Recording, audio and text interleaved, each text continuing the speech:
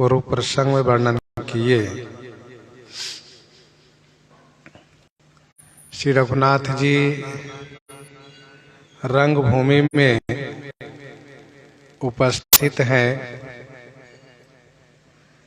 वहां पर उस रंगभूमि में आए हुए सभी लोग अपनी अपनी भावना के अनुसार श्री राम जी को दर्शन कर रहे हैं।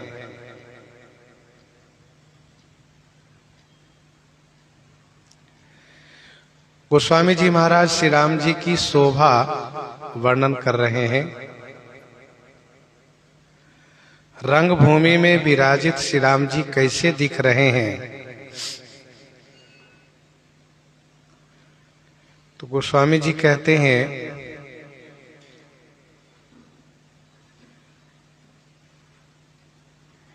कि सहज मनोहर मूरति दोऊ, कोटि काम उपमा लघु सोऊ।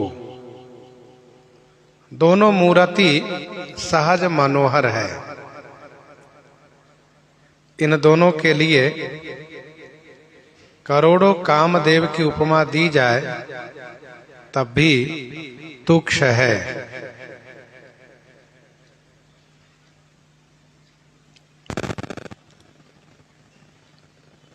श्री राम जी के मुख के सामने शरद पूर्णिमा के चंद्रमा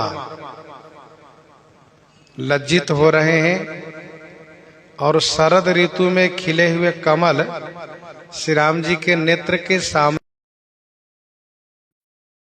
लज्जित हो रहे हैं। श्री राम जी की सुंदर अवलोकनी है। गाल बड़े सुंदर हैं, कान सुंदर हैं, कान में कुंडल हिल रहे हैं। ठोड़ी सुंदर है, अधर सुंदर है और कोमल मीठी वाणी से श्री राम जी बोल रहे हैं। भाल विशाल तिलक झलकाहि, कच बिलो की अली अवली लजाहि। भाल विशाल तिलक झलकाहि। विशाल भाल में तिलक झलकाहि माने चमक रहे हैं, झलक रहे हैं, चमक रहे हैं। कच बिलो की अली अवली लजाहि। कच माने केश को देख करके अली अवली, अली अवली माने भंवरा समूह लज्जित हो रहे हैं। श्री राम जी का भाल विशाल है। जिस विशाल भाल पर ऊर्ध्वपुंड तिलक सुशोभित है,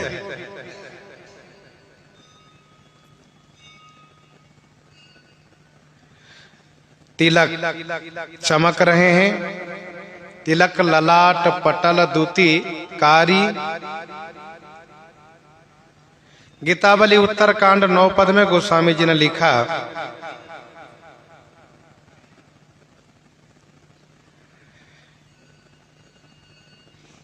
कि भ्रकुटी भाल विशाल राजत रुचिर कुमकुम रेख। भ्रकुटी भाल विशाल राजत रुचिर कुमकुम रेख। भ्रमर द्वै रवि किरण ल्याए करण जनु उन्मेख।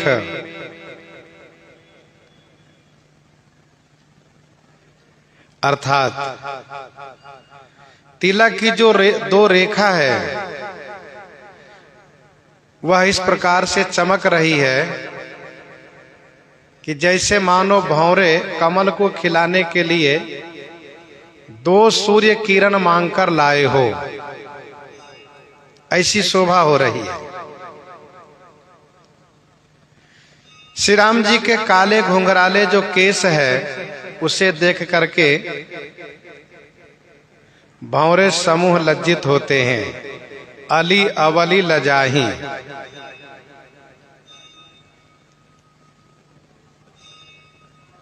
इतने सुंदर काले घुंघराले केस है। पीत चौतनी सिरन सुहाई, कुसुम कली बीच बीच बनाई।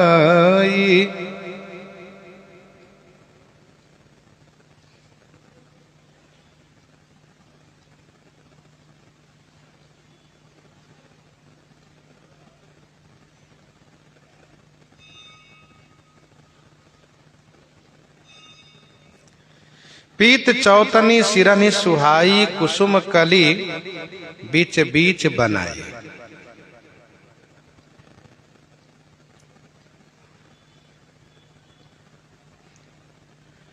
पीले रंग की चौगसिया टोपी है जो सिर पर सुशोभित हो रही है। कुसुम कली बीच बीच बनाई। कुसुम कली, कुसुम कली माने पुष्प की कली बीच बीच में बनाई गई है। इसका दूसरा अर्थ ये भी है कि पीले रंग की जो चौतनी है अर्थात चौगसिया टोपी है, उसमें कुसुम की कली बीच बीच में बनाई गई है। यहाँ पर कुसुम कली का मतलब जो सचमुच फूल की कली होती है वह नहीं है। यहाँ पर रेशम की कली बनाई गई है। कुसुम एक पौधा होता है जिसमें फूल पीले रंग का होता है। तो पीले रंग की टोपी में कुसुम अर्थात कुसुम कली। कुसुम भी दो तरह के होते, एक कांटा वाला एक बिना कांटा वाला। बिना कांटे वाले कुसुम की कली अर्थात पीले रंग की कली उसी टोपी में बनाई गई है। यदि बाहर से फूल की कली लगाई गई होती तो लिखा जाता कि कुसुम कली बीच बीच लगाई। तो लगाई शब्द नहीं है, बनाई है, अर्थात उसी में वह कली उभारी गई है, कली बनाई गई है। रेखै रुचिर कंबुकल ग्रीवा, रेखै रुचिर कंबुकल ग्रीवा, जनु त्रिभुवन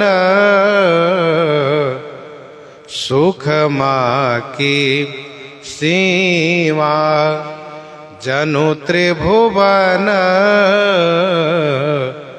सुख की सीमा। रेखै रुचिर कंबुकल ग्रीवा, जनु त्रिभुवन सुखमा की सीमा। रेखै रुचिर, रुचिर माने सुंदर रेखा है। कहा कहा शंखवत सुंदर, ग्रीवा माने गला में, कंबु माने शंख, कल माने सुंदर। तो शंख के समान सुंदर जो ग्रीवा है उस ग्रीवा में सुंदर रेखा है। त्रिरेखा, तीन रेखा है। जनु त्रिभुवन सुखमा की सीमा, जनु मानो त्रिभुवन की, सुखमा माने परम शोभा की सीमा है। मानो त्रिभुवन की परम शोभा की सीमा है। रेखै रुचिर कंबुकल ग्रीवा,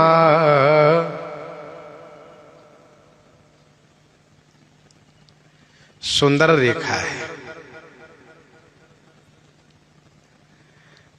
गला की शोभा ऐसी लग रही है कि मानो त्रिभुवन की शोभा इसमें अटकी हुई है।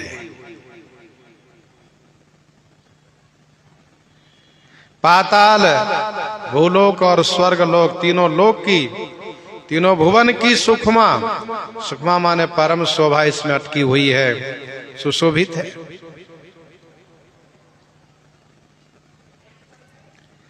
कुंजर मणिकंठा कलिता,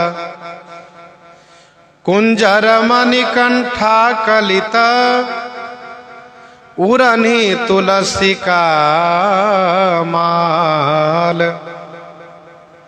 वृषभ कंध के हरिठवनी, बल निधि बाहु विशाल, बल निधि बाहु विशाल। कुंजर मणिकंठा कलिता, उरनी तुलसी का माल, वृषभ कंध के हरिठवनी, बल निधि बाहु विशाल। कुंजर मणि माने गजमुक्ता मणि की कंठा है, कलित माने सुंदर है, तथा उरन ही माने वक्ष स्थल पर, हृदय पर तुलसी जी की सुंदर माला है। वृषभ कंध, वृषभ माने बैल के जैसे उन्नत, पुष्ट और चौड़ा कंधा है। केहरी ठवनी, केहरी माने सिंह की जैसी ठवनी है। ठवनी कहते हैं खड़े होने की शान को, तो सिंह की जैसी ठवनी है, और विशाल बाहु है जो बल के निधि है, बल निधि बाहु विशाल। श्री राम जी के गले में कंठा भी है और कंठी भी है। कंठा कहते हैं बड़ी मणि को, बड़ी बड़ी मणि हो तो उसको कंठा कहते हैं, छोटी छोटी मणि हो, गुड़िया हो तो उसको कहते हैं कंठी। यहां पर उरन है तुलसी का माल। तुलसी की माला में कुछ संतों ने यह कहा कि तुलसी दल युक्त मंजरी की सुंदर माला है। तुलसी की मंजरी से युक्त, दो दल युक्त तुलसी की मंजरी की माला है जो सुंदर सुगंधित है। दो दो दल युक्त मंजरी की सुंदर माला है जो सुगंध युक्त है। अथवा तो सुंदर तुलसी की माला बनाई गई है, जैसा कि हम लोग कंठी रूप में, माला रूप में धारण करते हैं, पहनते हैं।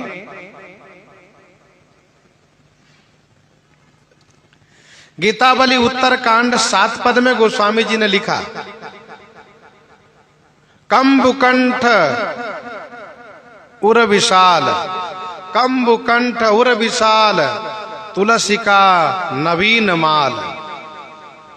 कंबुकंठ उर विशाल, तुलसी का नवीन माल, तुलसी जी की नई माला धारण किए हुए हैं। कुंजर मणिकंठा कलिता, उरन तुलसी का माल। कुंजर मणि की कंठा है, इससे राजा का चिन्ह है, और उरन तुलसी का माल से वैष्णव का चिन्ह है।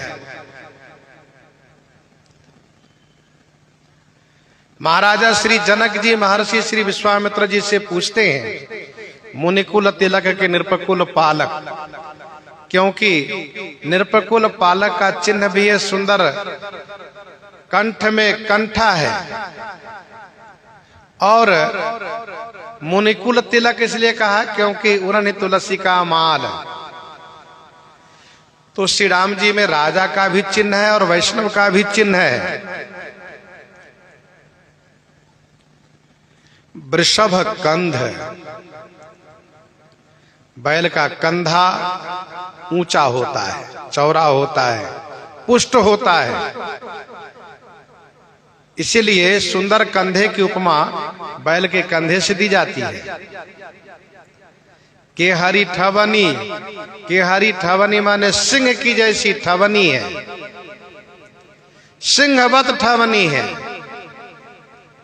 जैसे सिंह खड़ा होता है तो बड़े शान से निर्भयता के साथ खड़ा होता है, वैसे ही श्री राम जी खड़े हैं।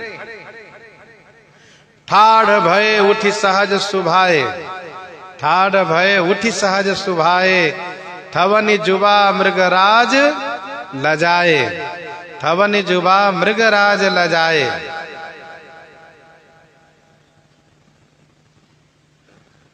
तो वृषभ कंध के हरि ठवनि, लंका कांड में भी यह उदाहरण है। गयो सभा दरबार तब सुमिरि राम पद कंज, गयो सभा दरबार तब सुमिरि राम पद कंज, सिंह ठवन इत उत चितव, धीर वीर बल पुंज, धीर वीर बल पुंज। बल निधि बाहु विशाल, विशाल बाहु बल के निधि है। भुजाएं लंबी हैं, आजान भुज सरचाप धर संग्राम जित खरदूषणम, और बल के निधि हैं। अर्थात श्री राम जी के बाहुबल के सामने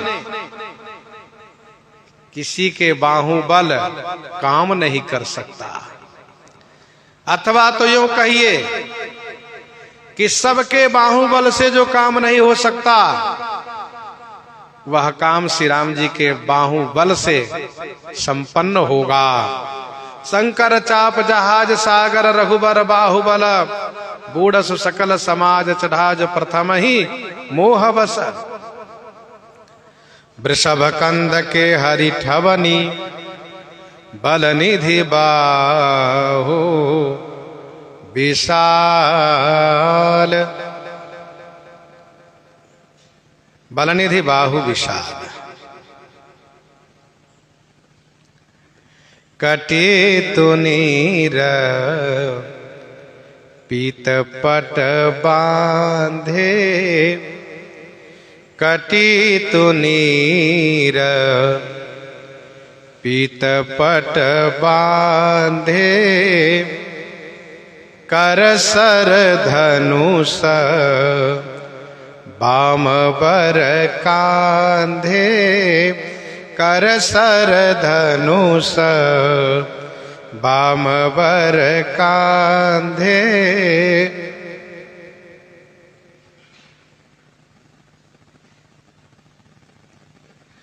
कटी तुनीर पीत पट बांधे,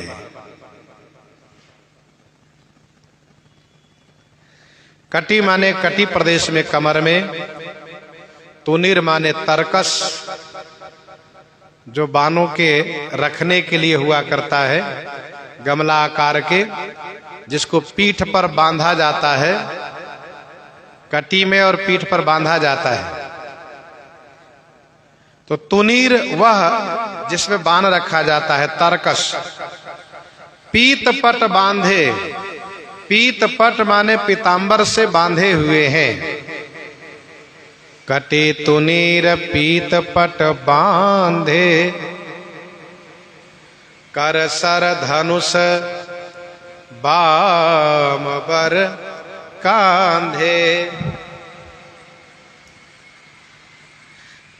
कर सर धनुष, अब कर सर और फिर धनुष बाम बर कांधे।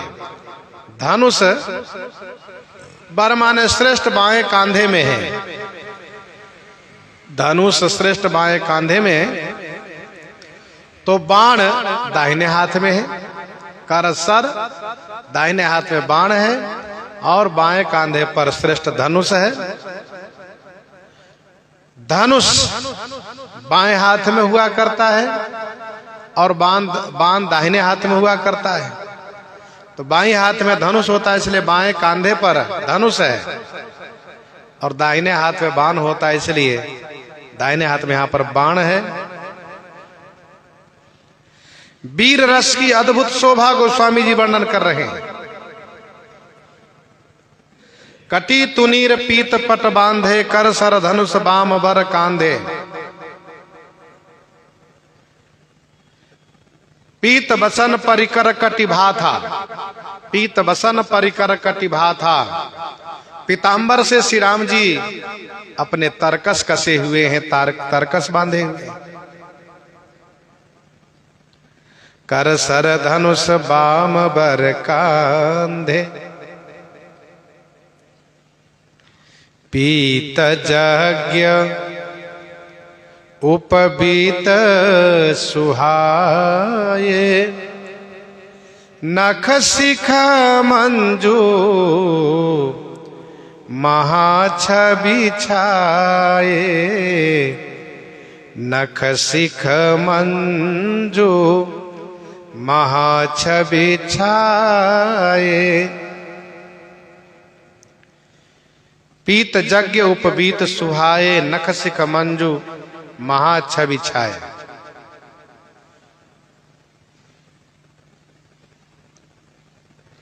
पीत यज्ञ उपबीत सुहाये। पीत माने पीले रंग के, यज्ञोपवीत, सुहाये माने सुंदर है। नख शिख मंजू महाछवि छाये। नख से शिखा पर्यंत, मंजू माने सुंदर हैं, श्री राम जी के शरीर पर महाछवि छाए, महान छवि छाई हुई है। पीत यज्ञ उपबीत सुहाये, नख शिख मंजू महाछवि छाये। पीले रंग के यज्ञ उपवीत बड़े सुंदर लग रहे हैं। पीत जनेऊ महाछवि दे।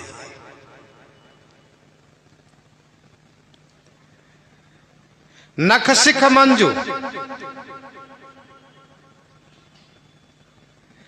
मुख से लेकर कटी पर्यंत वर्णन किए। मुख से लेकर के कटी पर्यंत वर्णन किए।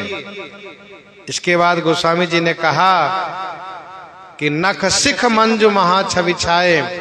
चरण नख से शिखा पर्यंत महान छवि छाई हुई है।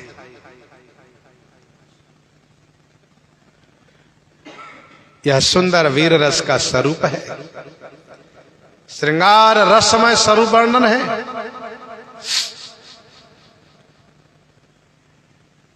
श्री राम जी नख से शिखा पर्यंत मनोहर है, मनमोहक है। देखी लोग सब भय सुखारे। देखी लोग सब भय सुखारे। एकटक लोचन चलतन तारे। एकटक लोचन चलतन तारे। देख लोग सब भय सुखारे। एकटक लोचन चलतन तारे।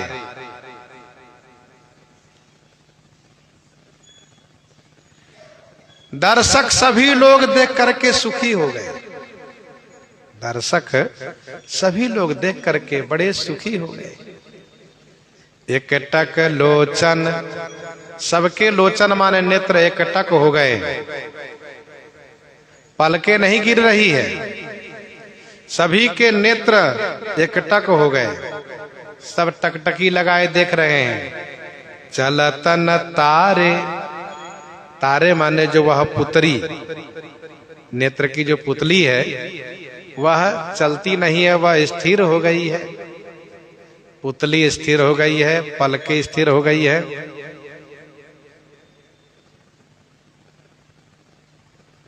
एकटक लोचन चलतन तारे।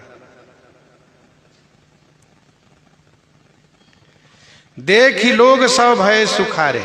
ध्यान दीजिएगा, यद्यपि कुछ लोग दुखारे भय भी, कुछ लोग दुखी भी हुए, लेकिन जिनकी संख्या ज्यादा होती है उन्हीं की प्रधानता होती है, उन्हीं की महत्ता होती है। बहुसंख्यक सुखी वाले हैं और दुखी होने वाले अल्पसंख्यक हैं। रहे असुर छल छोनि प्रवेशा, तिन प्रभु प्रगट काल सम देखा। भगवान श्री कृष्णचंद्र जी मथुरा के उस रंग भूमि में उपस्थित होते हैं तो सभी स्वजन, सभी प्रेमी जन, सभी भक्तजन भगवान श्री कृष्णचंद्र जी को देख करके सुखी हो जाते हैं। लेकिन वहीं मामा कंस के साथ साथ और जितने असुर प्रकृति के लोग हैं वे सब बेचारे बड़े दुखी हो जाते हैं। उन सबको भगवान श्री कृष्णचंद्र जी काल दिखाई देते हैं। वैसे ही श्री रामचंद्र जी काल रूप में दिखाई दिए तो बेचारे दुखी हो गए। दुखी होने वाले कुछ ही लोग हैं, सुखी होने वाले ज्यादातर लोग हैं। देख लोग सब भय सुखारे, एक टक लोचन चलत न तारे। हर से जनक देखी दो भाई, मुनि पद कमल गहे तब जाई। मुनि पद कमल गहे तब जाई। हर से जनक देखी दो भाई। हर से जनक देखी दो भाई। दोनों भाई को देख करके श्री जनक जी महाराज हर्षे माने प्रसन्न हो गए, खुश हो गए। मुनि पद कमल गहे तब जाई। तब जाई मुनिपद कमल गहे, तब जाकर के मुनि श्री विश्वामित्र जी के चरण कमल को पकड़ लिए। मुनिपद कमल गहे तब जाई।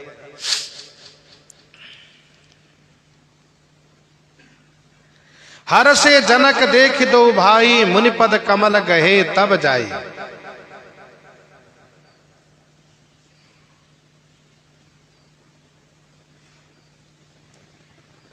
श्री जनक जी महाराज दोनों भाई को देख करके बड़े प्रसन्न हो गए। वैसे सभी दर्शक अपलक नयन से दर्शन कर रहे हैं। श्री जनक जी तो महान प्रेमी हैं, इनका भी प्रेम बढ़ता गया, परंतु इन्होंने अपने प्रेम को रोका, ज्ञान के द्वारा प्रेम को रोका। कुछ समय देख स्नेह संभारा, बढ़त बिंदी जिमी घटज निवारा। क्योंकि व्यवहार करना श्री जनक जी को है। यदि श्री जनक जी भी जड़वत हो जाएंगे प्रेम में तो फिर महामुनि को कौन रंग भूमि दिखावेगा और कौन इनको सम्मान पूर्वक सुंदर आसन पर बैठावेगा। इसलिए श्री जनक जी महाराज प्रेम में होते हुए भी, प्रेम की मूर्ति होते हुए भी व्यवहारिक क्षेत्र को सकुशल निर्वाहन करने के लिए अपने आप को संभालते हैं। दोनों भाई श्री राम लक्ष्मण जी को देख करके खुश हो गए। एकदम से मन में यह विचार आया कि इन्हीं के द्वारा मेरा मनोरथ पूरा होगा, यही धनुष तोड़ेंगे। दर्शन श्री राम लक्ष्मण जी को किए और चरण पकड़ लिए महामुनि विश्वामित्र जी। क्योंकि व्यवहारिक दृष्टि से श्री राम जी लक्ष्मण जी आयु में छोटे हैं, उम्र में छोटे हैं, इसीलिए उनका चरण पकड़ना एक अमर्यादित होगा, अशोभनीय होगा। इसलिए उनका चरण न पकड़ करके महामुनि विश्वामित्र जी के चरण पकड़ लिए।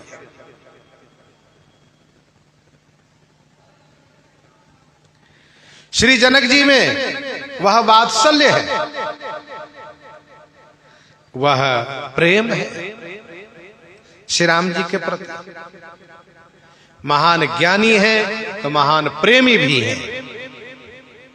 श्री विश्वामित्र जी के चरण पकड़ लेते हैं और करि विनती निज कथा सुनाई, करि विनती निज कथा सुनाई, रंग अवनी सब मुनि देखाई, रंग अवनी सब मुनि देखाई, करि विनती निज कथा सुनाई, करि विनती निज कथा सुनाई, रंग अवनी सब मुनि दिखाई। करि विनती अर्थात विनती करके श्री जनक जी महाराज ने निज कथा सुनाई, अपनी कथा सुनाई। रंग अवनी सब मुनि ही दिखाई, संपूर्ण रंग भूमि, रंग अवनी माने रंग भूमि, संपूर्ण रंग भूमि सब मुनि ही दिखाई, सब मुनियों को दर्शन कराए। रंग अवनी सब रंग भूमि अर्थात संपूर्ण रंग भूमि मुनि दिखाई अर्थात महामुनि विश्वामित्र जी को दिखाए। करि विनती निज कथा सुनाई। श्री जनक जी महाराज श्री सीता जी की उत्पत्ति, श्री सीता जी के लिए धनुष को प्रण में रखना और किस प्रकार से यह 1 वर्ष से यज्ञ चल रहा है, इस यज्ञ के काल में कैसी कैसी बाधाएं आई है, वह सब कथा श्री मिथिलेश जी ने महामुनि को सुनाई।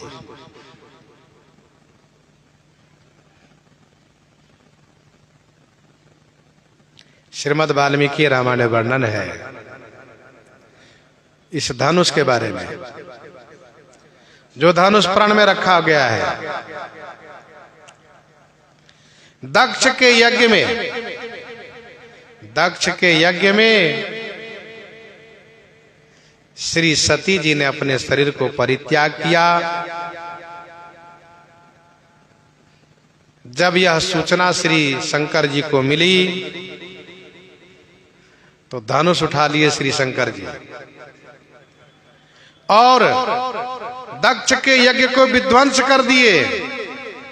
इसके बाद भगवान शिव देवताओं पर नाराज हो गए। देवताओं, तुम लोगों ने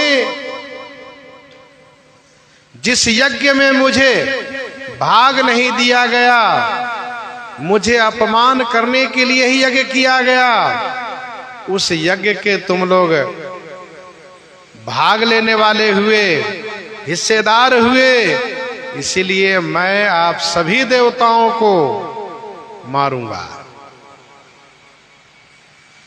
सब देवता कांप गए, जैसे तैसे स्तुति प्रार्थना करके श्री शंकर जी को प्रसन्न किए।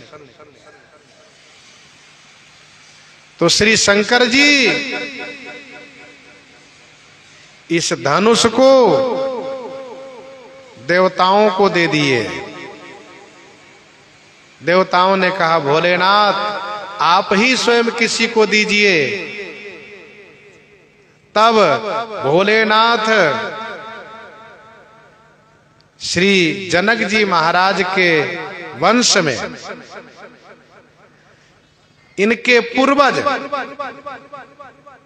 इन्हीं के वंश में इनके पूर्वज 6वीं पीढ़ी में श्री देवरात नाम के जनक हुए, श्री देवरात नाम के जनक हुए, उनको दे दिए।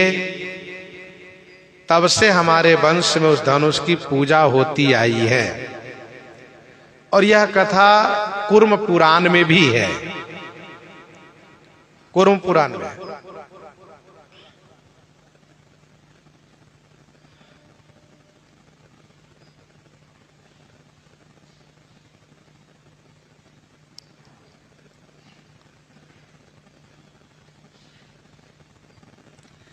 यह बात अन्य ग्रंथों में भी कही गई है, जैसे ब्राह्मण पुराण, महाभारत, अध्यात्म रामायण, सब में बात कही गई है कि श्री जनक जी महाराज के पूर्वज को भगवान शिव ने धनुष दिया है।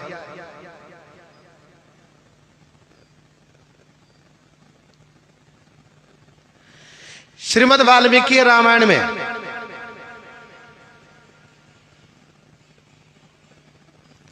यह वर्णित है।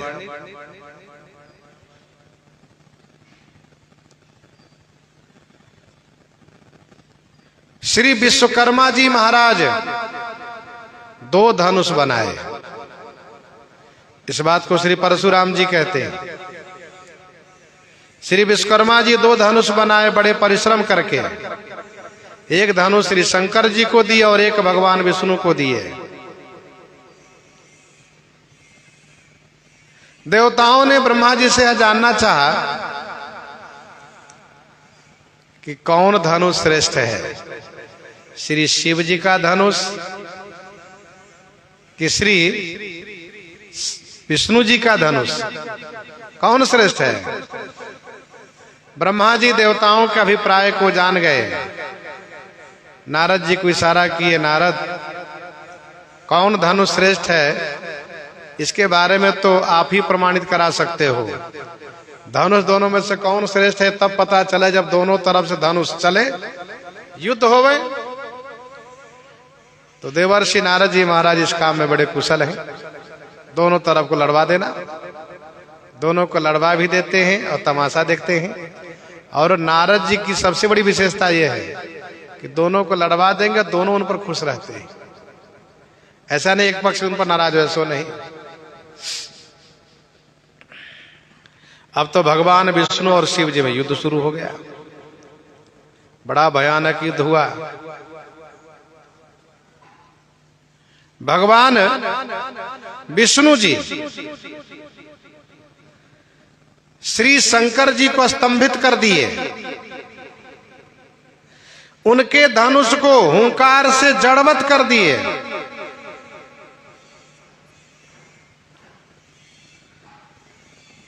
तो भगवान शिव ने देखा धनुष तो चल ही नहीं रहा है, हम खुद जड़वत हो गए, धनुष जड़ हो गया।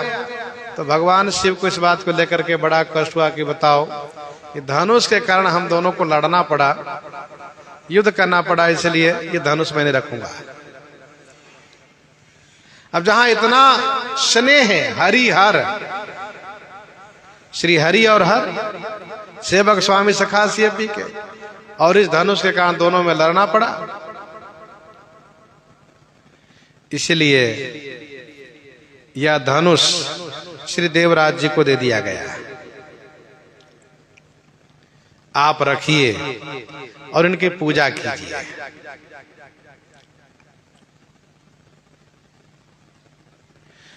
सत्योपाख्यान में ऐसा वर्णन है, सत्योपाख्यान में ऐसा वर्णन है, महाराजा श्री जनक जी श्री सीता जी की महिमा जान करके, क्योंकि इनका प्राकट्य भूमि से हुआ है, अकाल पड़ने पर जब श्री जनक जी हल चला रहे होते, क्योंकि उस समय में विद्वानों ने यह कहा कि राजन अकाल की निवृत्ति तब होगी, अकाल तब खत्म होगा जब आप यज्ञ करें और यज्ञ के समापन पर आप स्वयं हल चलावें। महाराजा श्री जनक जी ने वही किया।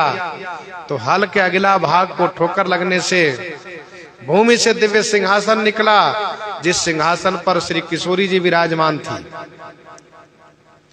हल के अगला भाग को शीत कहा जाता है, अथवा हल के द्वारा जो लकीर बनाई जाती है, जो भूमि जोताई किया जाता है उसको शीत कहते हैं। तो हल के अगला भाग को शीत कहते हैं, अथवा हल के जोतने पर जो लकीर बनती है, जो चिन्ह मतलब दिखता गड्ढा, उसको भी शीत कहते हैं। तो श्री सीता जी, इनका नाम हुआ श्री सीता नाम से प्रसिद्ध हुई। श्री जनक जी कहते हैं मेरी पुत्री अयोनिजा हुई। अयोनिजा भूमि से उत्पन्न हुई, भूमि से प्रकट हुई। तो श्री जनक जी महाराज सोचने लगे कि इनके योग्य वर होना चाहिए। कुछ और भी चमत्कार श्री सीता जी के द्वारा हुए, अभी हम लोग चर्चा करेंगे आगे। तो श्री जनक जी महाराज सोचने लगे कि इनके योग्य वर कैसे प्राप्त हो, ऐसा न हो किसी अयोग्य के साथ इनका विवाह हो जाए। तो यह सोच विचार करके सत्योपाख्यान में वर्णन है कि व्रत किए और रात्रि में कुशासन बिछा करके भूमि पर शयन किए, यह जानने के लिए कि मुझे क्या करना चाहिए, क्या कर्तव्य है। तो स्वप्न में भगवान शंकर जी दर्शन दिए।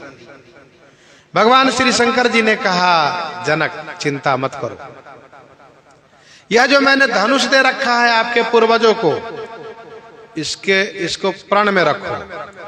इस धनुष को प्रण में रखो कि जो धनुष को तोड़ेगा वही श्री सीता जी के पति होगा। जनक जी, ये धनुष किसी साधारण से टूटेगा नहीं, इसको तोड़ने वाले भगवान होंगे, ब्रह्म होंगे, क्योंकि श्री सीता जी ब्रह्म की शक्ति है।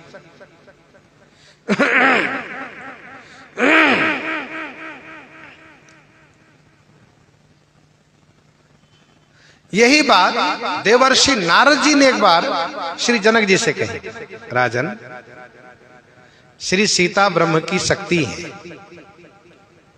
आप ध्यान रखिएगा कि इनका विवाह किसी अनाधिकारी के साथ न हो। यह बात देवर्षि नारद जी ने भी कही है। देवर्षि नारद जी श्री सीता जी के प्राकट्य काल में ही आए हुए थे, बाद में आना जाना उनका रहा है हमेशा। ऋषि नारद आए नाम सुना, स्पष्ट वर्णन है स्तुति में।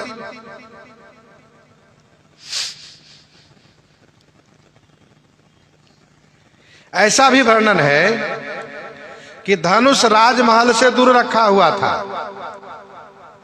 धनुष राजमहल से दूर बाहर रखा हुआ था। श्री जनक जी नित्य पूजा के लिए जाया करते थे। एक दिन पिताजी के साथ पीछे लग करके स्वयं चली गई। श्री जनक जी महाराज पूजन किए। पूजनोपरांत जब वहां से प्रस्थान किए तो श्री किशोरी जी के मन में यह बात आई, पिताजी को नित्य पूजा करने के लिए यहाँ आना पड़ता है। ठंडी में, गर्मी में, बरसात में पूजा का नियम है, इसलिए पूजा करने के लिए नित्य यहाँ आते हैं। परिश्रम होता है आने में, क्यों ना धनुष को लिए चलूं महल के पास तक।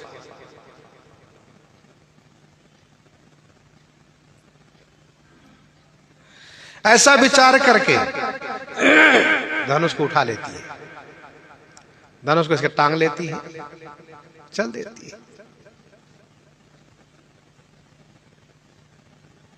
महल के पास तक आती हैं तो पूछते हैं पिताजी धनुष कहाँ रखना है। तो पिताजी ने जैसे ही मुड़ करके देखा, कहा बेटी यहीं रखो, तुरंत रखो। अरे इतना भारी धनुष तुम कैसे उठा लाई। श्री किशोरी जी ने रख दिया। जनक जी महाराज उठाए, उठ नहीं रहा है। श्री किशोरी जी उठा लाई।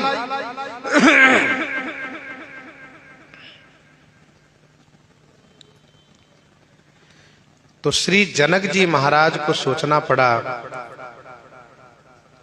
यह धनुष इन्होंने इस प्रकार से उठा लिया जैसे कोई बालक फूल उठा ले आता हो, जो किसी से हिलने वाला नहीं है, उनको इन्होंने फूल की तरह उठा लिया। इसलिए श्री जनक जी महाराज भगवान भोलेनाथ के आदेश से धनुष को ही प्रण में रखते हैं।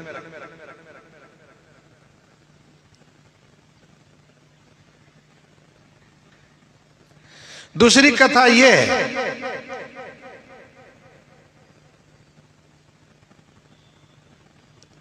धनुष महल में ही रहा, धनुष महल में ही रहा।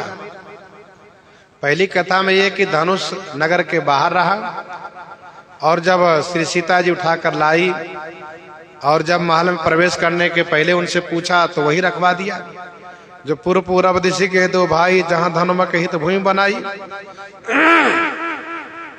दूसरी कथा यह है कि धनुष महल में ही था तो श्री सुनैना जी रोज धनुष के आसपास साफ सफाई करके चौका लगा करके पूजा करती थी। अथवा यो कहिए कि श्री सुनैना जी चौका लगाती थी, पूजन के सामग्री रखती थी और श्री जनक जी महाराज नित्य पूजा किया करते थे।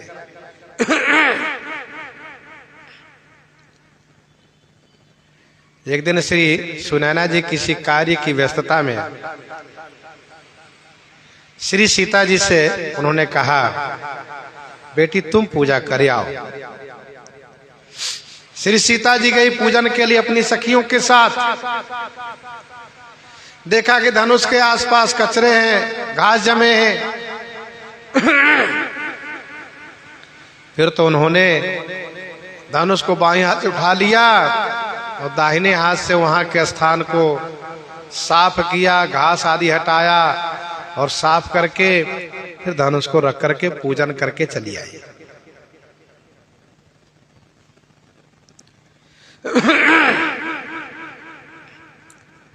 यह जब श्री जनक जी को जानकारी हुई तब उनके मन में चिंता हुई और फिर उन्होंने धनुष को प्राण में रखा।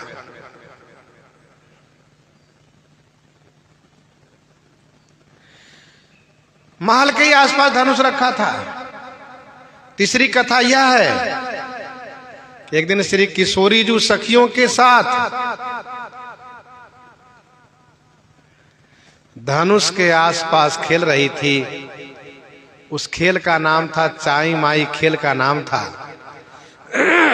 अब ये थोड़ा कठिन शब्द है। खेल का मतलब घुमौवल खेल था। बच्चे लोग खेलते हैं, लुका छिपी वाला खेल खेलते हैं, घुमौवल खेल खेलते हैं। तो श्री किशोरी जी के ओढ़नी में धनुष का किनारा फंस गया और धनुष घूम गया। धनुष घूम गया। यह देख करके, यह जान करके श्री जनक जी महाराज यह प्रण किए।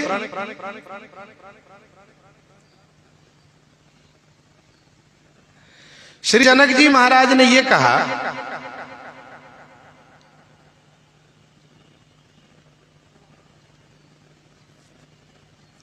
कि 1 वर्ष से यह यज्ञ चल रहा है। 1 वर्ष से यह यज्ञ चल रहा है।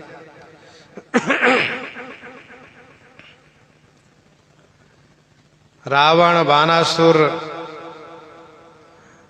इन लोगों ने आकर के और बहाना करके चले गए। काशी नरेश सुधनवा आकर के धनुष सहित श्री सीता जी का मांग किए। न देने पर युद्ध के लिए ललकार दिए। युद्ध हुआ। भगवान शिव की कृपा से सुधनवा मारा गया। फिर तो उस राज्य पद पर महाराजा श्री जनक जी ने अपने भाई श्री कुशर ध्वज को अभिषिक्त किया।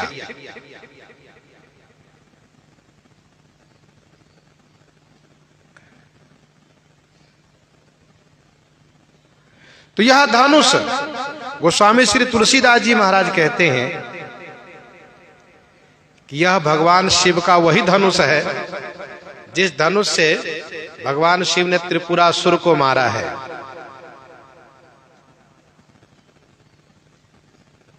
कवितावली बालकांड 10 पद में गोस्वामी जी ने लिखा, मयन महनपुर दहन गहन जानी, मयन महनपुर दहन गहन जानी, आनी के समय के सारा धनुष गढ़ायो है।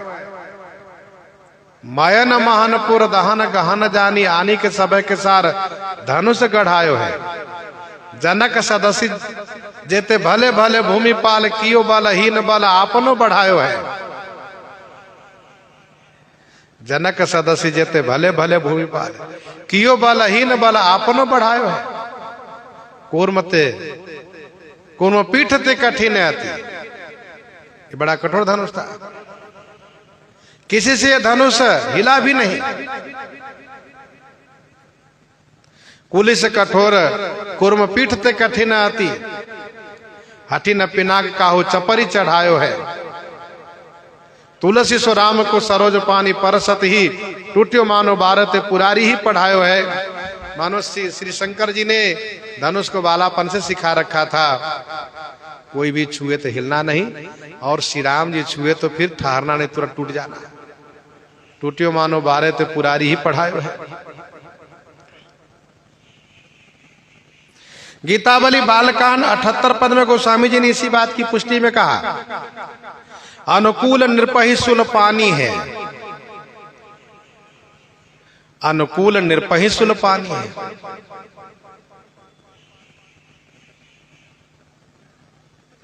भगवान शिव पहले ही धनुष दिए इस वंश में।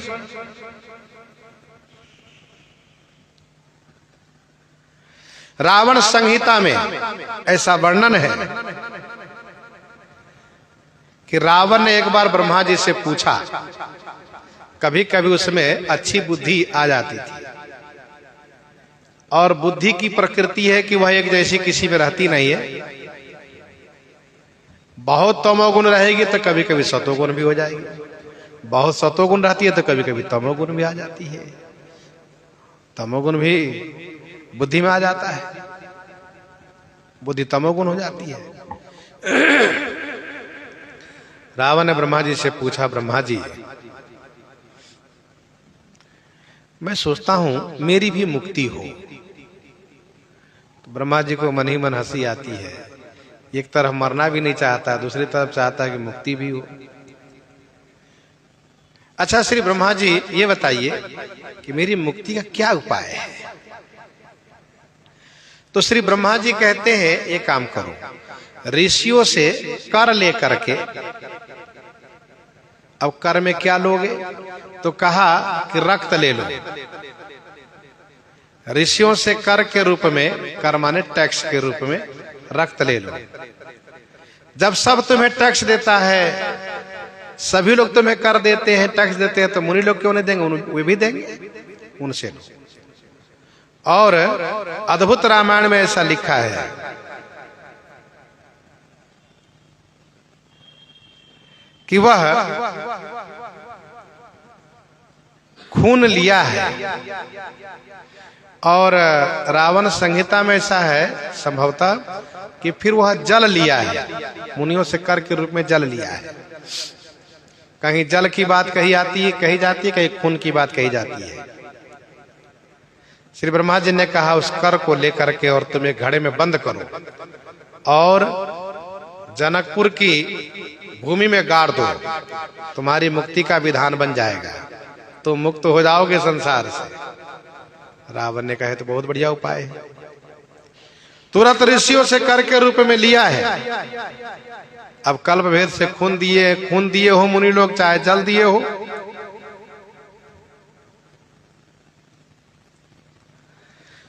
जैसे ही वह जनकपुर की भूमि में गाड़ दिया है, वैसे श्री जनक जी महाराज और देव राजेंद्र में अनबन हो गया है। इसलिए जनकपुर में महाराजा श्री जनक जी के राज्य क्षेत्र में वर्षा होना बंद हो गया है, वर्षा नहीं होती है, अकाल पड़ गया।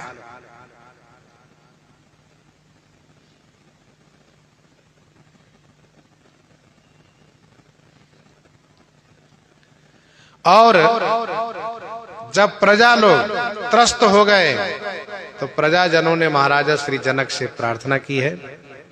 महाराजा श्री जनक जी ने अपने उन विद्वान मंत्रियों से, धर्मज्ञ मंत्रियों से पूछ करके, सलाह लेकर के यज्ञ किया है, और यज्ञ के द्वारा तब श्री सीता जी की प्राप्ति हुई है जब उन्होंने हल चलाना शुरू किया है।